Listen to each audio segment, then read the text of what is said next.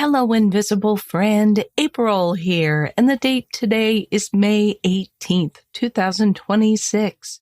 Welcome to episode 345 of the Big Sky Astrology Podcast. This week, Mars leaves fast-moving Aries for the more leisurely pastures of Taurus. Venus enters nurturing Cancer and makes a romantic sextile to Mars. The Sun enters the curious sign of Gemini and is awakened by a conjunction with Uranus. Venus trines the North Node, and autonomy and creativity are highlighted as the Sun sextiles Neptune. And let's try to loosen our grip on perfectionism at the Virgo First Quarter Moon. This is another busy week, so we'll have to wait until next week's episode to answer a listener question.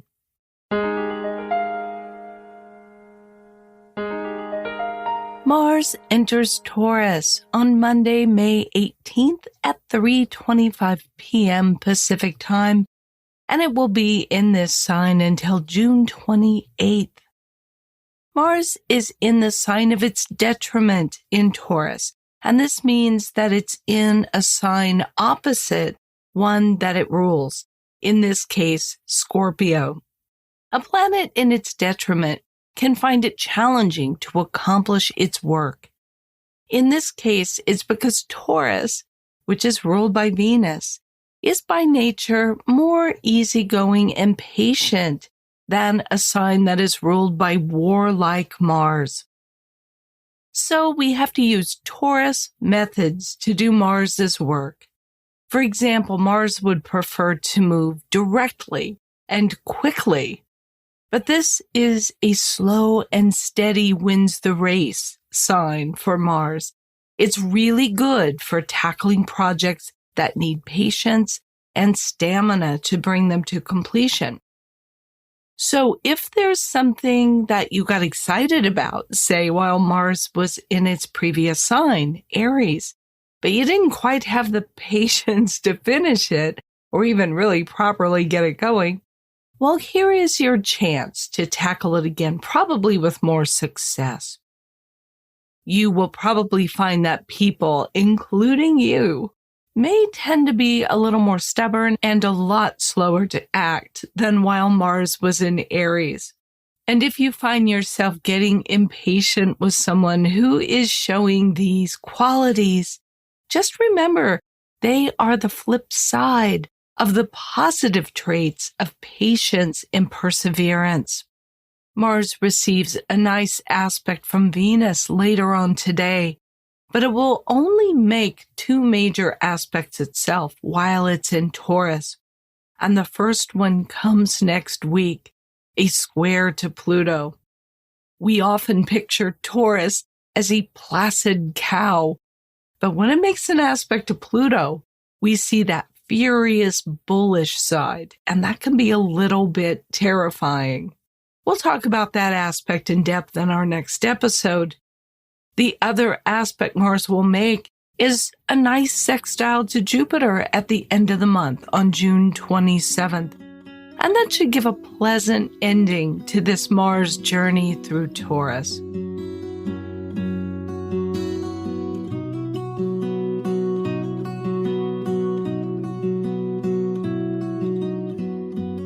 Venus enters Cancer on Monday, May 18th.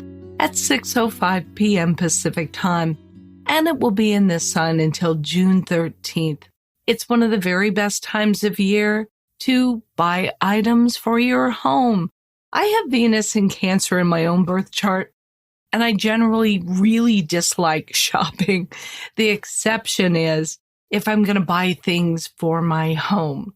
Venus is also associated with nourishment and what we eat. So you might feel yourself wanting to experiment with some new, maybe fancier recipes.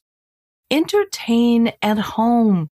Keep the guest list confined to just the people who are closest to you and who don't stress you out.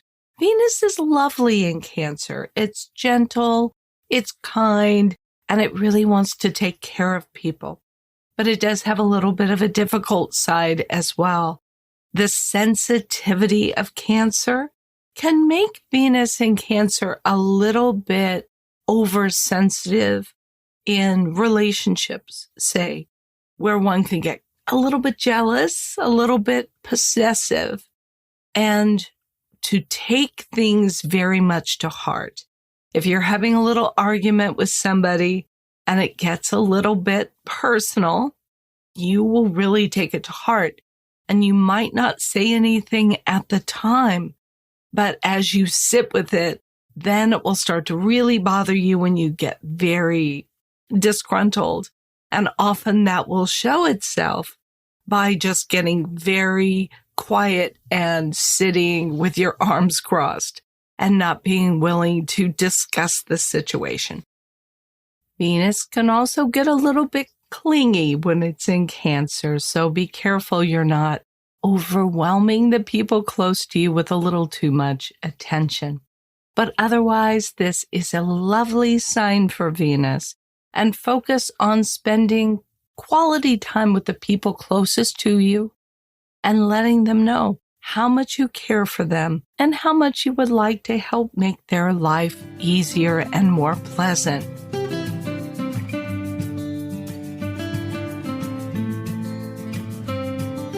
Later in the day, on May 18th at 10:37 p.m. Pacific Time, Venus makes a sextile to Mars. They're both new in their signs, Venus at 0 degrees 13 minutes Cancer, and Mars at 0 degrees 13 Taurus.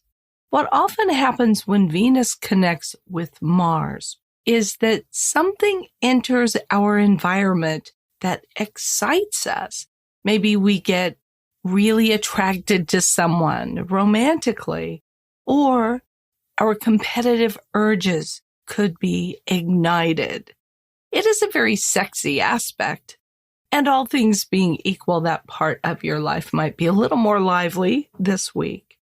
But mostly what it says is you are willing to go after the things that you want with no apology and not a lot of hesitation.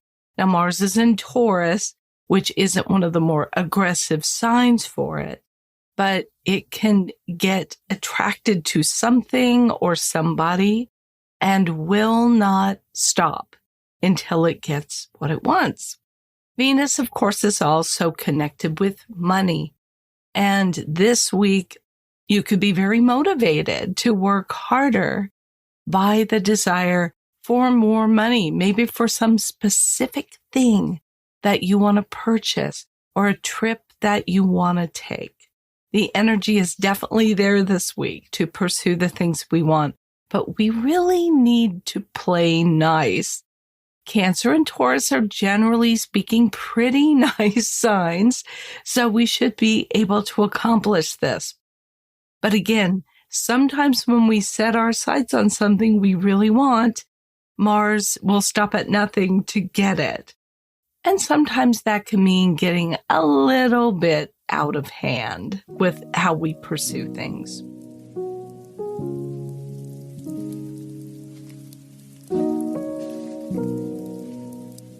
On Wednesday, May 20th at 5:37 p.m. Pacific Time, the Sun enters Gemini, and it will be in this sign until June 21st. This is the season of the butterfly, where we're curious, interested in everything, but not necessarily for very long. One of Gemini's jobs is to be a connector, a facilitator, connecting people with each other and with ideas and resources. I think I wrote in one of my books, the Gemini always has a guy. If you want to get your car fixed, you need a gardener, or whatever it may be, ask a Gemini and they will have a guy who does it. Gemini's month is perfect for short road trips. Here in the United States, of course, it's summertime, and this is about the time that the kids are starting to get out of school and people are looking at taking some vacation time, and short road trips are perfect for Gemini. It can also be a wonderful season for catching up on your reading. A lot of us don't read as much as we used to, but Gemini is a huge fan of books and of reading. Also, we will love going to new places and trying new things. Now, the downside of Gemini can be insincerity or even flat out lying. I would not accuse every Gemini of this by any means, but we do have to be honest about a sign's potential weaknesses. Gemini is a storyteller, and it doesn't always commit fully to every story that it tells. Commitment in general isn't a characteristic that we associate with Gemini because its very job description requires it to keep moving and to experience variety. But that does not mean that Gemini cannot commit. And don't accept that as an excuse. During this Gemini season, in fact, there are 2 planets in Cancer and Mars is in Taurus, and those can definitely pull us down to earth.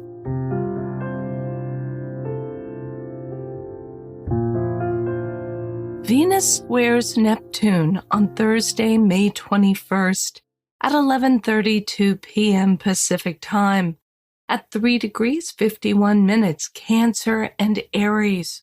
Venus is on the Sabian symbol for Cancer, a cat arguing with a mouse. And it can be interpreted as an attempt to justify yourself. A cat certainly doesn't need to argue with a mouse about anything. It's bigger and it's more dominant. But the major point here is to recognize moments when you're creating unnecessary drama or you're just trying to justify your actions when it's not necessary to do that. So Venus is square to Neptune on the symbol for Aries, 2 lovers strolling through a secluded walk. These potential negative qualities of Venus trying to justify itself could be getting in the way of lovely and peaceful relationships with others. Now, Venus in aspect to Neptune also warns us to beware of falling in love or just enchantment with completely inappropriate people. We all deserve better than a hopeless relationship with someone who is a hot mess. So relationships can really struggle under this transit. One person in a relationship might have a lot of illusions about what's needed or even what's actually going on in the relationship. And relationships can dissolve because one or both partners suddenly come to the realization that they've changed irrevocably and the relationship just doesn't fit them anymore. Financial matters are also ruled by Venus, and you might realize a mistake that you've made with your money or come face to face with your unrealistic expectations about what you should be earning or how much you should be able to spend on things, even if you really can't afford them.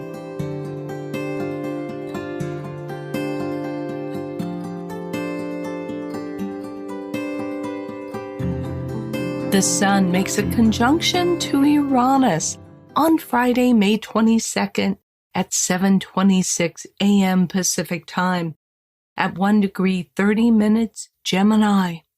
The Sun symbolizes a strong and healthy ego, our sense of who we are in the world.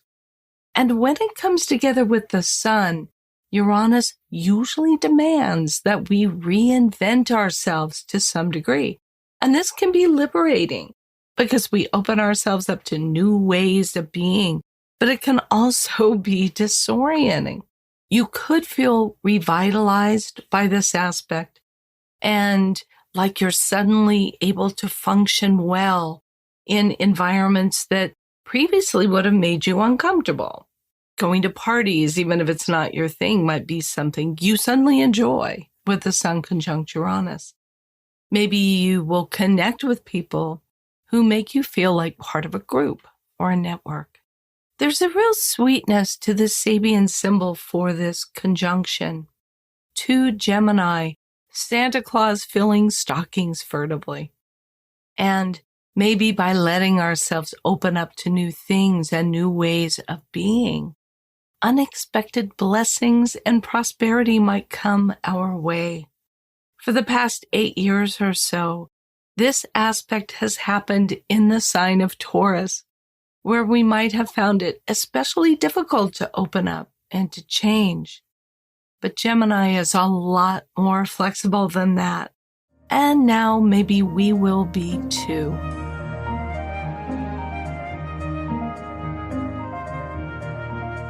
Now it's time for the moon report, and we begin, as always, with the week's major lunation.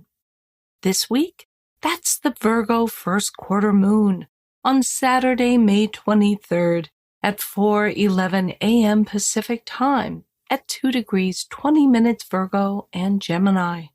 The first quarter is the first action point in the most recent new moon cycle, and in this case, that was the Taurus new moon on May 16th at 25 degrees 57 minutes Taurus. So this is the moment in the 29-day lunar cycle when we're asked to step up and take action on something that we were considering or planning at the Taurus new moon. Because as I'm fond of saying, at the new moon, it's dark and it's not always clear exactly what we're up to. A week later at the first quarter moon, however, we have some sense of what it is we want to accomplish, and we should take the first course of action toward making it a reality. It's not that we will know exactly what the finished product's going to look like, but we need to take some kind of action. The moon at this first quarter is in a conjunction with the South Node in Virgo. And it's important as we are taking action at this first quarter to release Virgo's tendency for hyper-perfection and for overt criticism. So what should the action look like at the Virgo first quarter moon? The new moon was in Taurus, which is a pretty relaxed sign, but you might have been putting into action some ideas about increasing your prosperity, for instance, or for making your life more stable and more comfortable. When the moon is in Virgo, we are willing to step up and physically put plans into action. So this might be looking for something to fix, a job to do, a problem to solve. This is the first quarter moon in a lunar phase family cycle that began with the new moon on August 22nd, 2025 at 0 degrees 23 minutes Virgo. So think back not only to what you were envisioning at the most recent Taurus new moon, but also, if you can, back to that new moon in August 2025. What things of the nature of Virgo were you hoping to accomplish? This might have been something about education. It could have been about analyzing different qualities of your life in a new way. Maybe your financial picture or what you want to do for work. Virgo generally is about wanting to be of service and to help people in our world and in our lives. 9 months from now, there's a full moon on February 20th, 2027 at 2 degrees 5 minutes Virgo. And that is the moment where everything is revealed and we begin to see fully what it was that we initiated at that new moon and tried to put into action at the first quarter. 9 months after the full moon, there will be a last quarter moon on November 20th, 2027 at 28 degrees 27 minutes Leo, within a degree and a half of being in Virgo. And the last quarter is the final action point in the cycle. And it says you started out to do this, and you took this action to try to make it a reality, then you could see exactly what you had begun and what you needed to do to bring it to fruition. And now at the last quarter, you realize what it is you need to finish the cycle. Let's look at the void of course moon periods for this week. On Sunday, May 17th, the moon in Gemini sextiles Saturn in Aries at 12:35 p.m. Pacific time. It's void of course for a full day, 6 hours and 11 minutes. So it's one of these long void of course moon periods we've been getting. Then the moon enters Cancer on Monday, May 18th at 6:46 p.m. There's usually an opportunity that comes when the moon sextiles a planet as it's going void of course. And this one could be about the ability to balance your personal needs with your responsibilities and obligations to others, especially in your local neighborhood, which is associated with the moon in Gemini, and your extended family. Communication is the key. Again, the moon is in Gemini, and the sextile is kind of a communication-oriented aspect. So use this void of course moon time to establish a routine or a habit of consciously using communication to establish good boundaries, Saturn, and to prevent getting overwhelmed. On Wednesday, May 20th, the moon in Cancer makes a conjunction to Jupiter at 6:27 a.m. Pacific time, and then it's void of course for 13 hours and 21 minutes, and then enters Leo at 7:48 p.m. The moon rules Cancer, and Jupiter is exalted in Cancer. So this is a warm and powerful void of course moon period. And what we begin now could end up being a very strong new routine or habit. Jupiter offers expansion and generosity. The moon in Cancer brings a desire to nurture and care for those we love. This would be a lovely time to have a little midweek get-together at home with people from your inner circle. But Jupiter introduces a little bit of an international theme too. So maybe use this void of course moon period to establish the habit of learning about creature comforts from other cultures. And who knows, maybe a recipe or tradition is enjoyable and it could become a new family tradition. On Thursday, May 21st, the moon in Leo trines Saturn in Aries at 3:05 p.m. Pacific time. It's void, of course, for a full day plus 8 hours and 52 minutes. Then enters Virgo on Friday, May 22nd at 11:57 p.m. The moon trine a planet as it goes void, of course, offers a gift.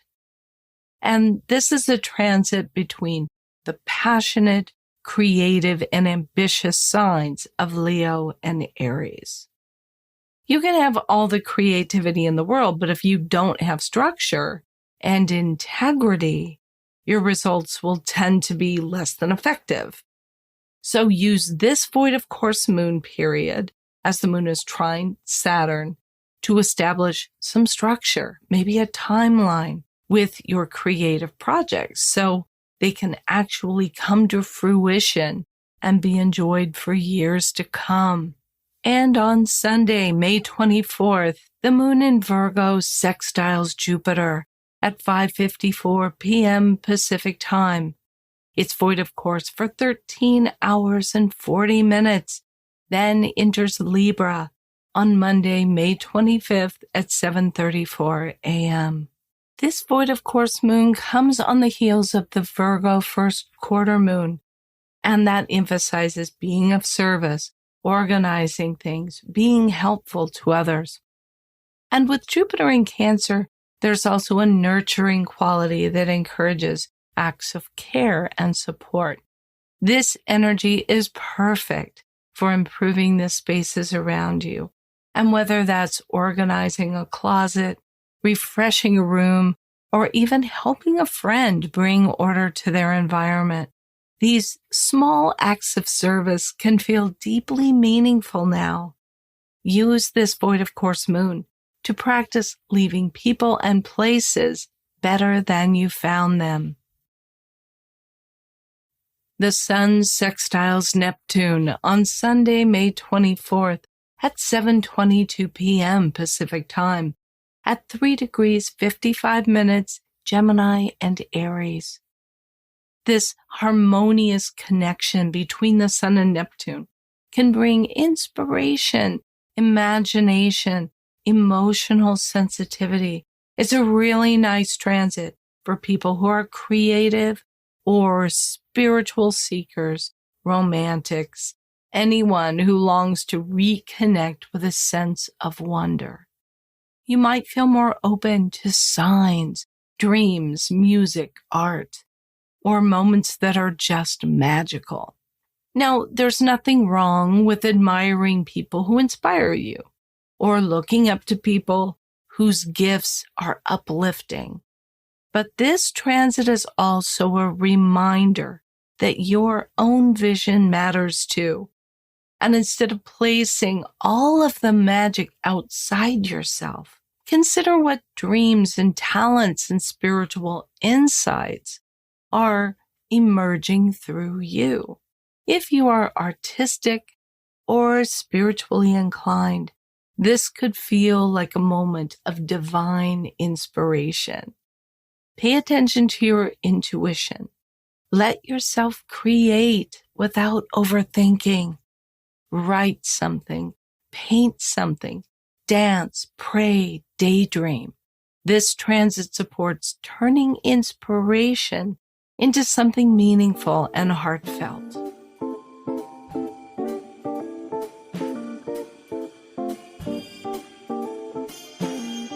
Well, as I said, this is a very busy week and there was a lot to cover, and I even left some things out. And we really just didn't have room this week to include a listener question, even though I have one that I'm really looking forward to answering. But it looks like that will have to wait for next week when we have a much lighter schedule going on in the sky. But please keep contributing your questions. You can leave a message of 1 minute or less at speakpipe.com/Big Sky Astrology Podcast, or just send it to me in an email at april@bigskyastrology.com. And be sure to put podcast question in the subject line.